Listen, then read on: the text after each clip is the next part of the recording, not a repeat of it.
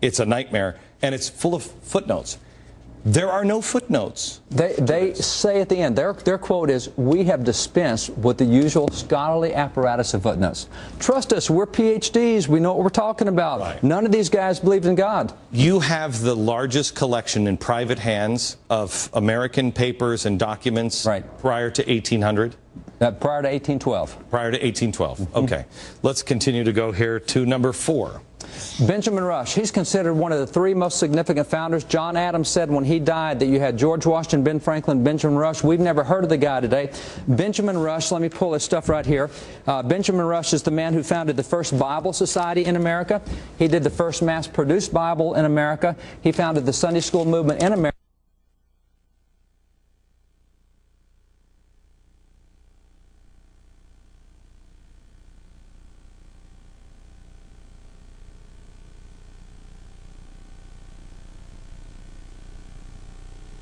John Adams. When did this go awry? It went awry right after World War II. Right after World War II, we stopped teaching this in our textbooks, and today we've been taught this knothead stuff from these professors, and this is what we think truth is, but here's truth. Number 5.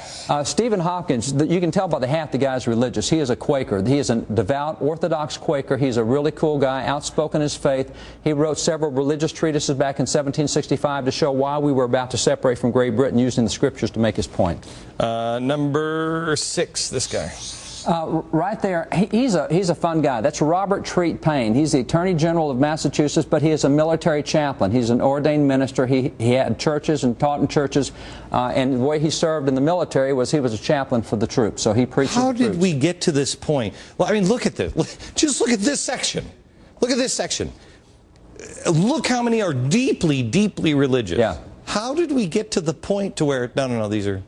Well, what happens today is we know Jefferson and Franklin and nobody else on that. We've been taught to recognize the least religious, and we've been taught that, all of them are like Jefferson and Franklin. And they weren't the least. And they weren't. You know, if you take even Jefferson and Franklin, there's no question that those guys are a whole lot more religious in their public expressions. The problem was they didn't, correct me if I'm wrong, they didn't necessarily believe in the organized religion that was jammed down your throat, where it was, I got to baptize you in the name of Jesus, and there's no other truth. That's right. That's what they didn't believe. But they were not secular. They were not anti-God. They were not even anti-Christian. As a matter of fact, the way they do it, Jefferson has 19,000 written letters. There are 6 letters in which he raises some questions about Orthodox Christian teachings. Everybody focuses on the 6. They don't touch the 19,000.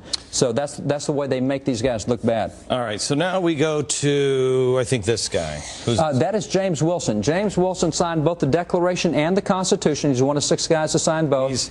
This is a younger version of him. That's right. And you can spot him in both times because he's the only guy that wears glasses and signing in the founding pictures. So he's got glasses. He is an original Supreme Court justice.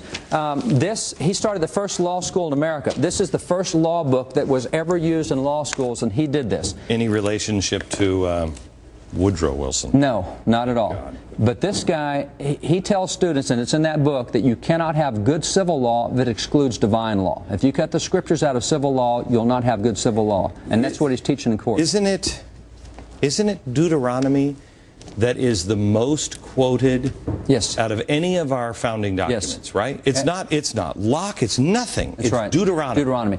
The political science professors found that when they looked at all the writings the founders used and relied on and quoted, and there were 15,000 writings they used, they found 3,154 quotes. The most quoted source was the Bible. 34% of their quotes came out of the Bible.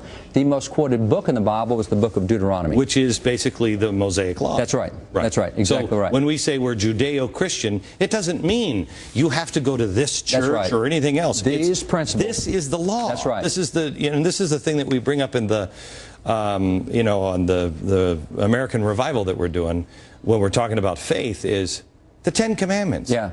America, who disagrees with the 10 Commandments? Thou shalt not kill. Here's one, Jim Wallace. Thou shalt not bear false witness against your neighbor. Don't covet. Don't have false idols. The problem with America is we have false idols. We worship the almighty dollar or our house or our car or whatever our neighbor has. I mean, that's the problem. What's interesting is it's easier, up until the last 20 years when the courts got involved in this, it was easier to find the 10 Commandments in a government building than a church building. And that's because we use the 10 Commandments as a basis of civil law in the Western world, has been for 2,000 years. These guys definitely did it. Okay, this guy. That guy right there is Francis Hopkinson. He's the guy who designed the American flag. He's one of our very first federal judges. Got a really cool book of his right here. He did this book, 1767. It's America's first purely American hymn book. He took the entire book of Psalms and set the book to music. So this is America's first hymn book done by signer of the Declaration, the entire book of Psalms set to music. And if you know the Bible, you know Psalms 119 is really long. It is 62 pages long in this hymn book. One hymn, 62 pages. This guy, these guys, just looking at this now, these guys would be deemed un-American. Oh yeah.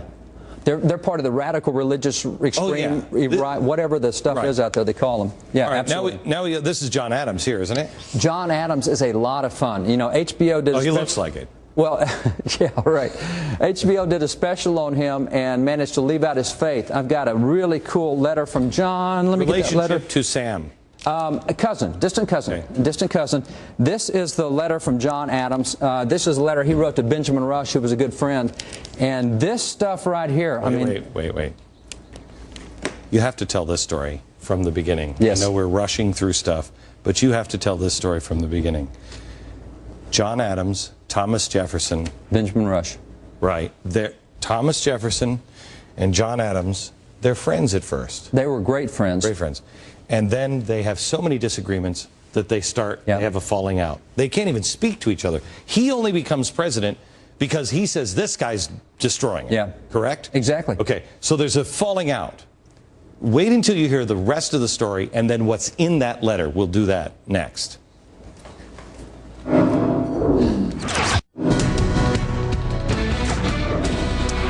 America, you are never going to get, thank God, fall to your knees, I mean this, and thank God every day for the people at Fox, because they allow stuff like this on the air, and believe me, they will have heat for it.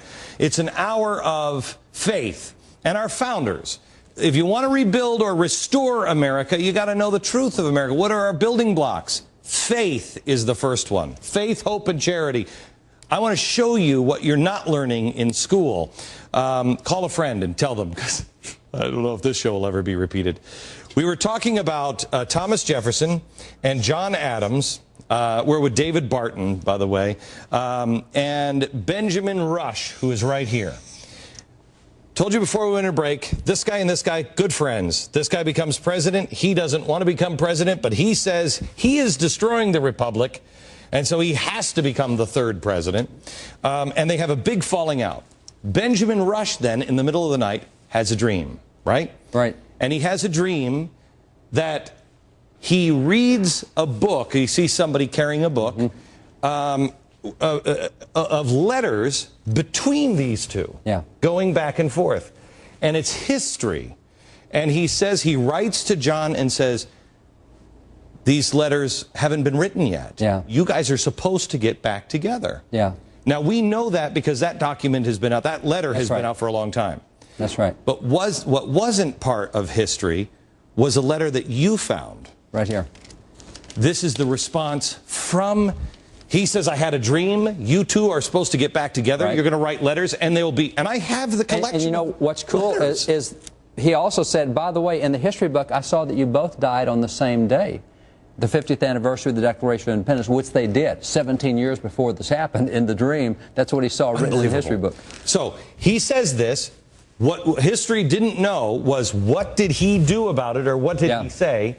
You have the letter sitting in front of you. Right there. This is from John Adams to Benjamin Rush. And Benjamin Rush has told John, I had this dream. It's really strange. I think God gave me this dream, and I think you need to know about it. So in the letter, John Adams goes through and he says, well, I'm willing. He says, but there's no conversation between me and Jefferson right now, but I'm willing.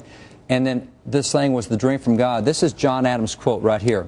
He's talking to Benjamin. He says, but my friend Benjamin, there's something very serious in this business. He said, the Holy Ghost carries on the whole Christian system and his truth.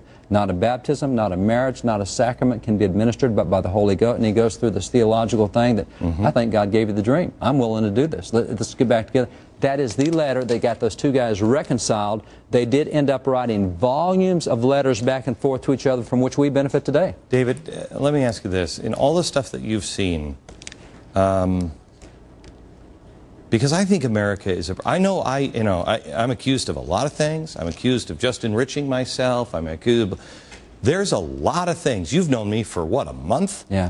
And you've experienced some things with me. There's a lot I don't want to do and I don't want to say.